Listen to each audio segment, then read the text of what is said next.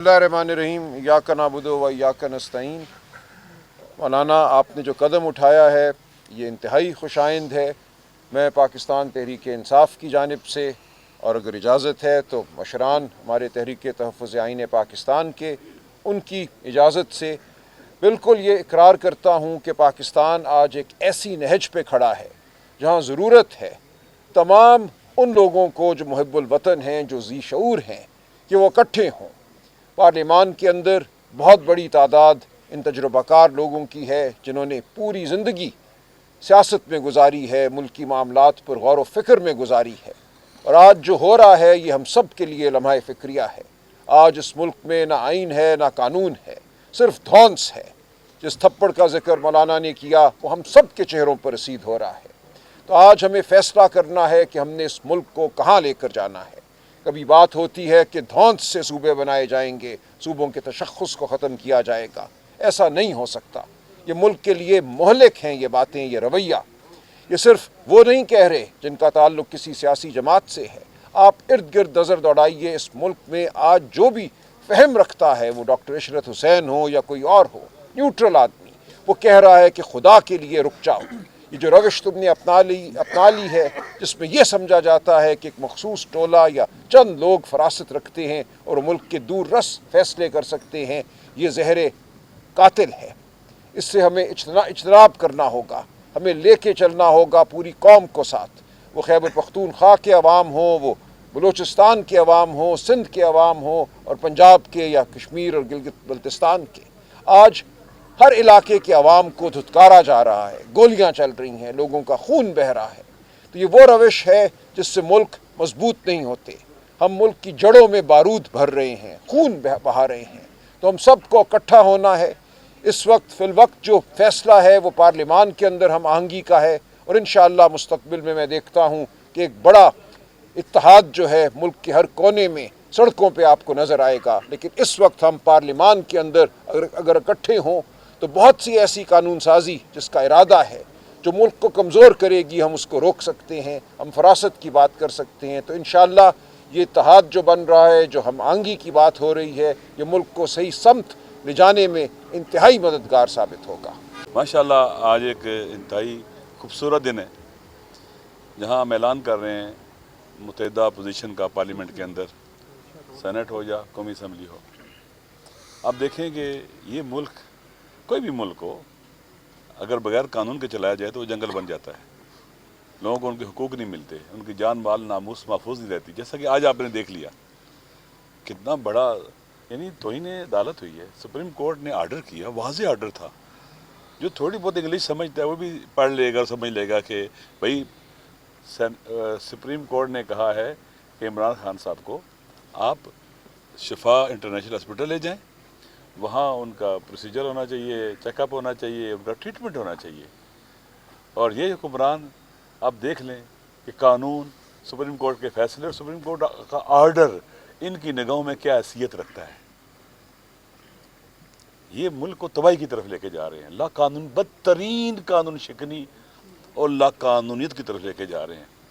कहीं से तो इसका रास्ता रोकने के लिए उठना होगा, बात करनी होगी, इसके मुकाबले में ठहरना होगा। अगर ये लाकानूनियत का और तशद्दुद का और मुतशद्दिद इक़दामात का सिलसिला जारी रहा तो फिर कैसे हम इकट्ठे रह सकेंगे। हम क्या बलूचिस्तान के बच्चों को गोलियां मार कर, आवाम को गोली मार कर, उन्हें दबा कर और क्या तशद्दुद करके और उनको रौब के ज़रिए और इस तरह से हम उनको अपने साथ रख सकते हैं?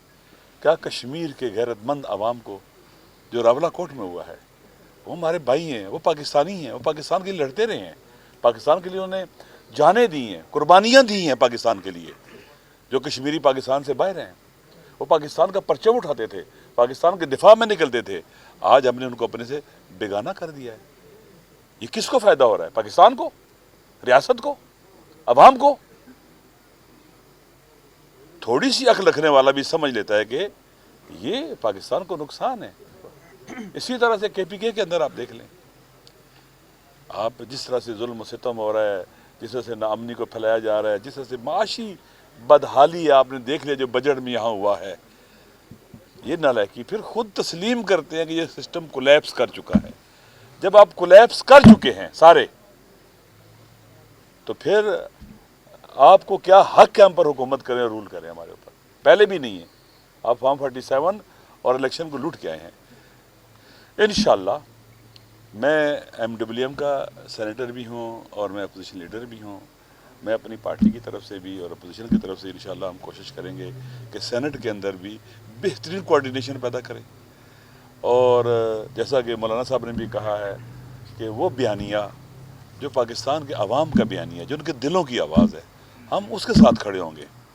وہ رول آف لا کا بیانیہ ہے، وہ آئین کی سپریمیسی کا بیانیہ ہے، وہ غربت مٹانے کا بیانیہ ہے، وہ عوام کو ان کے حقوق دینے کا بیانیہ ہے، وہ عوام کو عزت اور حیثیت اور مقام دینے کا بیانیہ ہے، اور پاکستان کے عوام میں محبت اور دوستی کو رواج دینے کا بیانیہ ہے، پاکستان کی ترقی اور پیش رفت کا بیانیہ ہے، عوام کی حکومت کا بیانیہ ہے. عوام کو حق ہے کہ وہ اپنے حکمران منتخب کرے پاکستان کے آئین کے مطابق.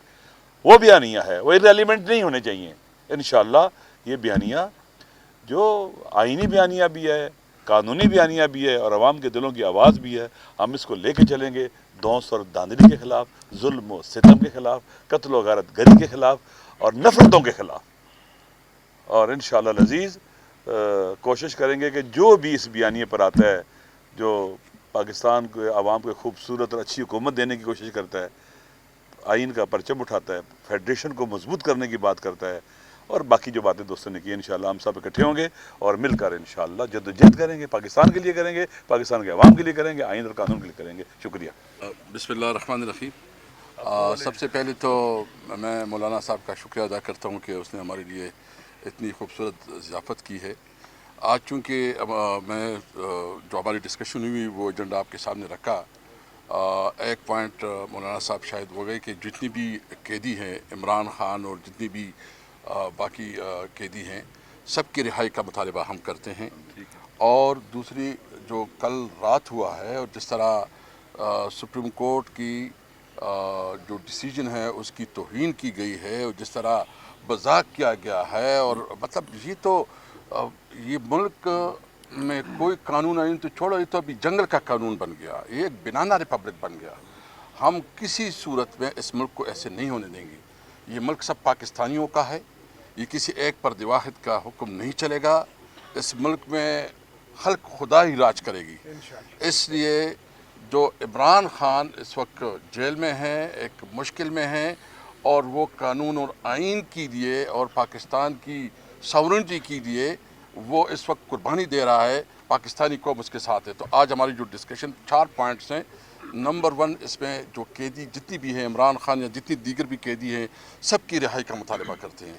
دوسرا، جو صوبوں میں امن و امان کی سیریس صورتحال ہے اور خاص کر جو ان کی پالیسی کی وجہ سے، وہ بلوچستان ہے یا خیبر پختونخوا ہے، ہم مطالبہ کرتے کہ نیشنل ایکشن پلان پہ صحیح معنوں میں عمل درآمد کیا جائے. اور جو ان کی جس پالیسی کی وجہ سے وہاں بدامنی ہے، روزانہ جو ہے نا ہمارے فورسز کے لوگ، ہمارے عوام جو ہے نا شہید ہو رہے ہیں، ہم کہتے ہیں کہ بس کرے، ہمیں امن دے، اور امن کے لیے ہمارا مطالبہ ہے. تیسرا، جو کشمیر میں ہمارے بھائی بیٹے ہیں اور اس وقت ان کا مطالبہ ہے 9ویں دن سے تقریباً کافی لوگ اس میں جو ہے نا مارے گئے ہیں، کافی لوگ، اور اس کے باوجود شہید ہوئے ہیں. اس کے باوجود جو ہے نا یہ ان کے ساتھ مذاکرات نہیں کر رہے. اس کے جائز مطالبات ہیں، ان کے ساتھ ہم ہیں. اور جو صوبوں کے حوالے سے بات ہوئی ہے کہ صوبوں کے حوالے سے جو بھی بات ہوگی، ہم سارے مشترکہ متفقہ موقف بنائیں گے اور اس کے مطابق پھر ہم قوم کے سامنے وہ موقف رکھیں گے. اور سوار کو جو ہے نا منڈے انشاءاللہ ہماری اسمبلی میں جوائنٹ اپوزیشن میٹنگ، پارلیمانی پارٹی کی میٹنگ ہوگی، جس سے سینیٹرز اور سارے MNAs اور تمام پارٹیوں کے قائدین شامل ہوں گے.